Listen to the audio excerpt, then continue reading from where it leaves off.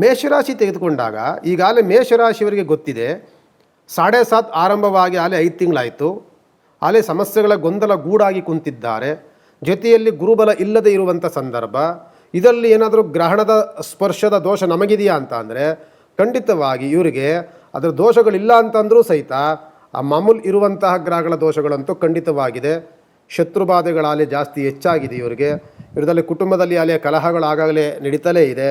ಜೊತೆಯಲ್ಲಿ ಏನು ಮಾಡೋಕ್ಕೋದ್ರೂ ಸಹ, ಯಾವ ಕೆಲಸಗಳನ್ನು ಮಾಡೋಕ್ಕೋದ್ರೂ ಸಹ ಅಡೆತಡೆಗಳಿಂದ ಕೂಡಿರುವಂಥ ವಾತಾವರಣಗಳು ಬಂದು ಒಂದು ರೀತಿಯ ಕಸಿಬಿಸಿಯನ್ನು ಉಂಟು ಮಾಡ್ಕೊಳ್ತಾ ಇದ್ದಾರೆ ಅವರು.